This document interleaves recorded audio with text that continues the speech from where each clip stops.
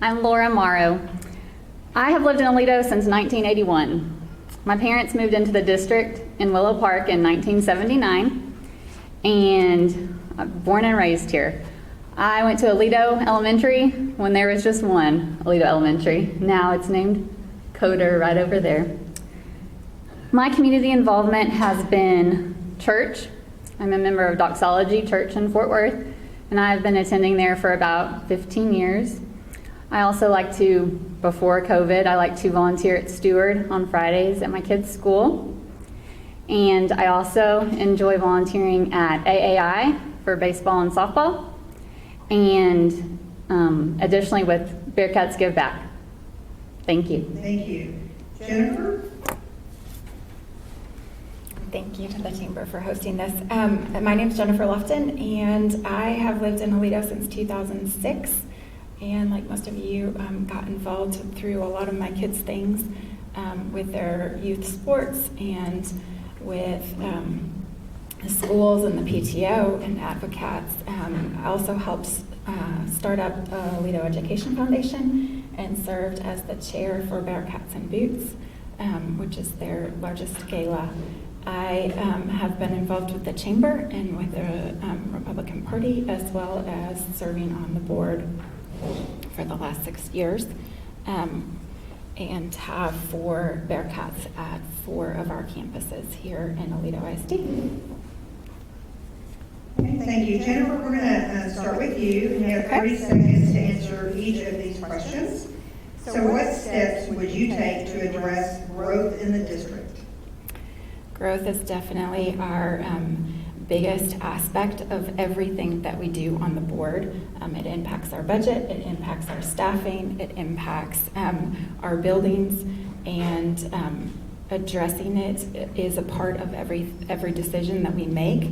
We are scheduled to have about 600 new homes every year in the district for the next 3 to 5 years, which means that we will have probably significant growth coming forward. And that, oh my goodness, 30 seconds is very fast. Sorry. Hey, Laura, what steps would you take to address growth in the district? I think we need to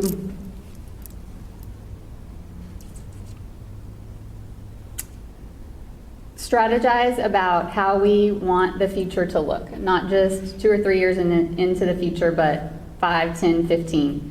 And part of that to me looks like opening a 3rd middle school, a 2nd high school, possibly on the north side of town, to give our students more opportunities in the future. Thank you.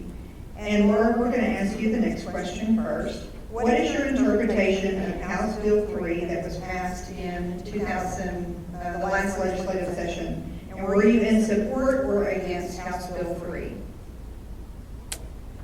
Unfortunately, I do not have a good answer for this question. Okay. Is this the tax rate, the M&O, and the compression? Okay, I don't have a good answer. I'll have to look into this. I apologize. That's okay. Jennifer, what is your interpretation of House Bill 3, and were you in support or against House Bill 3? House Bill 3 definitely was the recent legislation that overhauled school funding, and the great thing about it is it took some of the pressure off of our local taxpayers, which reduced our tax rate here, and we were able to lower taxes and put more of the pressure on the state to provide state funding, and encouraged raises for our teachers and reading academies, which we're excited to start this fall with our K through 3 teachers and assistant principals and principals. It was a 300-page bill. It has my time's up again. It has a lot in it. Thank you. Jennifer, we're going to start with you. What adjustments to the curriculum would you recommend to enhance the academic success of Aledo ISD? I'm super proud of all that we have done to focus on academics in Aledo. We have amazing students and amazing teachers that have worked really hard this year. We've added a lot of different opportunities for our students to find their passions. We've added dance teams, and we've added art at elementary, and we have increased our CTE by 78% attendance since I was on the board, and just given our students amazing opportunities. And that's what we want to continue to do, and why we've added more staff. Thank you. And Laura, what adjustments to the curriculum would you recommend to enhance the academic success of Aledo ISD?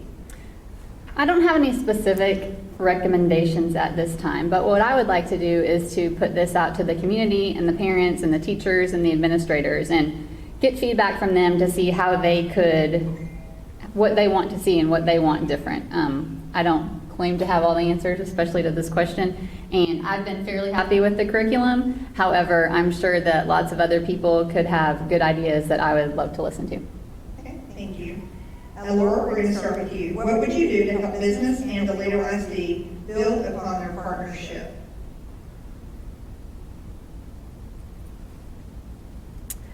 I would have an open door policy for AISD students, staff, administrators, and the fellow business community. I think it's very important for the board to be open and honest and transparent, and I would like to facilitate that going forward.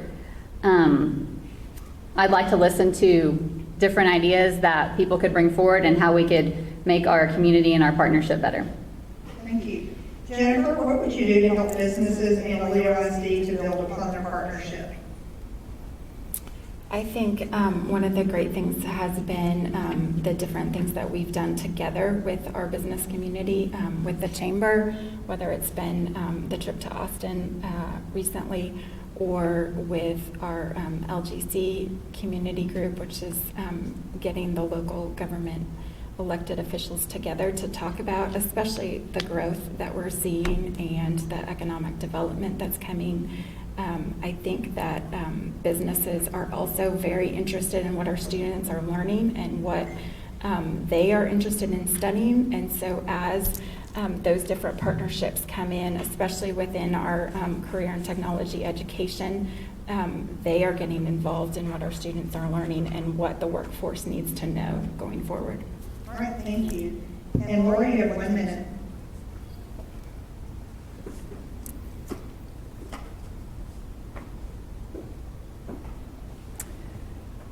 I don't claim to have as much experience on the board as Jennifer. I appreciate her time and her service to the community for the last 6 years. What I would like to tell you is that I'm very focused and passionate about getting school back to normal for our kids, especially our elementary kids. I'm also very encouraged, and I'd like to be an advocate for our younger kids. Currently, of the 7 board members, 6 of them have older kids and only 1 has an elementary student in the district. So that's really been something that's been on my heart for the last year, and one of the main reasons I'm running.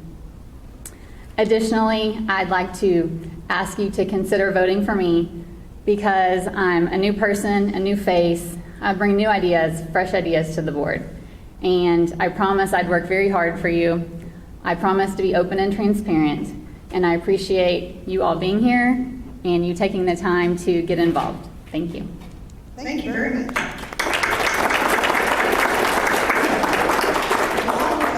Did you already wrap up? No. This is so confusing. Sorry about that. Go ahead, Jennifer. 1 minute.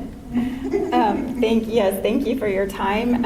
I am up for re-election, and I do feel like experience is important. I also feel like we need to be celebrating the success that this school year brought. This was a very challenging year, and we as the board and the admin team committed to give parents the choice that our kids would go to school, and that wasn't the case nationwide. Many students are not in school currently, and some will not be able to finish on time, and we've been able to keep our schools open and have our kids in class learning, and the successes that we've had this year have been so exciting. I mean, obviously you know about our football team winning state, but our journalism team, our ag team, our dance team, they've all been able to do what they love, and they've been in class learning from their teachers, and that's been a great success this year. Thank you both very much.